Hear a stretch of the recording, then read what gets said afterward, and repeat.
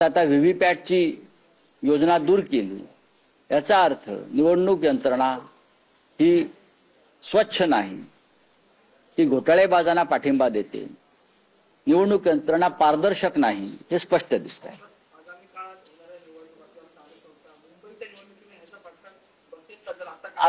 आम्ही आतापासून लोकांना जागरूक करण्याचा प्रयत्न करतो आहोत. मुंबईसारख्या महानगरपालिका परंपरेनं शिवसेनेच्या किंवा मराठी माणसाच्या ताब्यात आहेत. त्या राहू नयेत यासाठी भारताचा निवडणूक आयोग सुद्धा प्रयत्न करतोय का भाजपला मदत करण्यासाठी. भारताचा निवडणूक आयोग सुद्धा ही मुंबई मराठी माणसाच्या हातात राहू नये यासाठी काही विशेष प्रयत्न करतोय आणि त्याचा भाग म्हणून व्हीव्हीपॅटची योजना रद्द करून एकतर्फी निवडणुका व्हाव्यात असं काय त्यांचं लक्षण दिसतंय का, या संदर्भात आम्ही सतत चर्चा करत आहोत.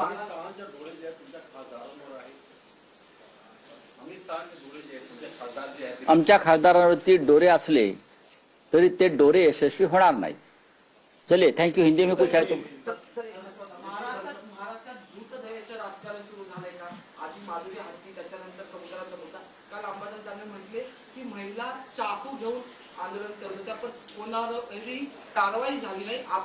जैन समाज हा परंपरेने अहिंसक मानला जातो, संयमी मानला जातो. त्याच्या हातात जर चाकू आणि शस्त्र असतील आणि ते जर अशा प्रकारे हिंसक आणि आक्रमक होत असतील तर त्यांनी त्यांच्या धर्माचा भगवान महावीर साहेबांचा जो विचार आहे तो ते पाळत नाहीत. याचं कारण या समाजाला हिंसक बनवण्याचं काम हे भारतीय जनता पक्ष करतोय.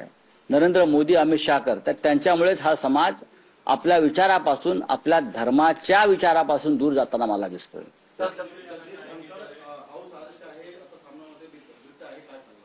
आता तुम्ही अत्यंत महत्त्वाचा प्रश्न विचारला, ज्या प्रश्नाची मी मगापासून वाट पाहतो आहे. आज सामनामध्ये जे मी म्हटलंय की या देशाचे उपराष्ट्रपती, माजी अजूनही नवीन उपराष्ट्रपती नसल्यामुळे आजही आम्ही त्यांना उपराष्ट्रपती मानतो, जगदीप धनखड हे 21 जुलैपासून बेपत्ता आहेत. या देशाच्या उपराष्ट्रपती असलेली व्यक्ती जी राज्यसभेची चेअरमन आहे, 21 जुलैला सकाळी ते राज्यसभेत आमच्या समोर आले, त्यांची आमची चर्चा झाली, त्यांनी काही आदेश दिले राज्यसभेत. त्यानंतर सभागृह स्थगित झालं. त्यांची प्रकृती उत्तम होती, खणखणीत होती. ते काही काळ चिडले असतील, हास्यविनोद केले असतील. त्याने आमच्याशी संवाद साधला आणि संध्याकाळी 6 नंतर अचानक वृत्तवाहिन्यांवर बातमी झळकली की जगदीप धनखड यांनी प्रकृतीच्या कारणास्तव उपराष्ट्रपती पदाचा राजीनामा दिला. हे अत्यंत आमच्यासाठी धक्कादायक आहे. इथपर्यंत आम्ही सहन करू शकतो, पण जगदीप धनखड यांनी राजीनामा दिल्यापासून 21 जुलैपासून आजपर्यंत, या क्षणापर्यंत जगदीप धनखड कुठे आहेत, त्यांच्या प्रकृतीची काय स्थिती आहे, ते काय करतायत, ते कोणाबरोबर आहेत, त्यांचा मुक्काम कुठे आहे, ते बरे आहेत ना, मुळात ते आहेत ना, त्यांना कुठे गायब केलंय का, या शंका आमच्या मनामध्ये येत आहेत. जगदीप धनखड कहाँ गए, किसी को पता नहीं, उनका क्या हो गया, कोणी सांगू शकत नाही. देशाचा उपराष्ट्रपती अशा प्रकारे गायब झाला असेल आणि त्याचा ठाव ठिकाणा कोणाला लागत नसेल तर देशाच्या लोकशाहीच्या दृष्टीने चिंतेची बाब आहे. अशा प्रकारे आपल्याला नको असलेले नेते गायब करण्याची पद्धत रशिया आणि चीनमध्ये आहे.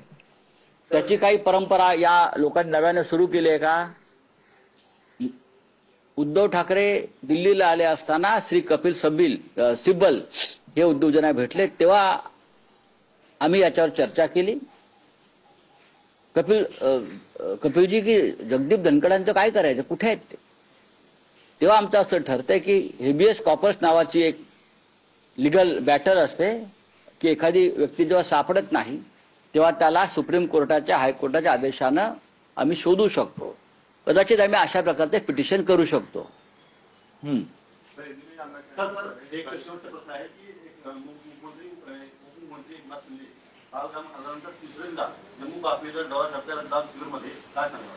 ठीक आहे ना, पर्यटनाला जातात ते, इथे महाराष्ट्रात काही काम नाहीये. महाराष्ट्रात त्यांना फडणवीस त्यांचा भ्रष्टाचार, त्यांची अरेरावी ही मान्य करत नाहीत. त्याच्यामुळे थंड हवेच्या ठिकाणी ते जात असतील तर त्यांच्या प्रकृतीसाठी उत्तम गोष्ट आहे.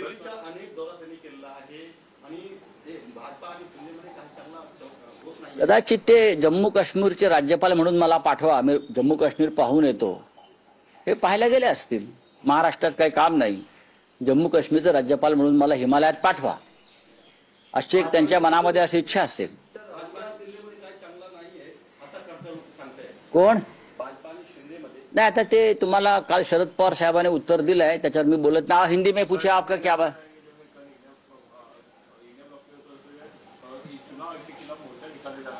कल दिल्ली में निर्वाचन सदन पर चुनाव आयोग के खिलाफ इंडिया ब्लॉक गठबंधन के सभी सदस्य, सभी मेंबर ऑफ पार्लियामेंट एक मार्च निकालेंगे. राहुल गांधी ने चुनाव आयोग की कार्यप्रणाली की पूरी तरह से पोलखोल की है. उनका भ्रष्टाचार, उनका घोटाला सामने आया है. चाहे महाराष्ट्र हो, चाहे कर्नाटक हो, चाहे हरियाणा हो, चाहे राजस्थान हो. नरेंद्र मोदी जी प्रधानमंत्री आयोग की मदद से बने हैं. मुझे तो लगता है मोदी जी वाराणसी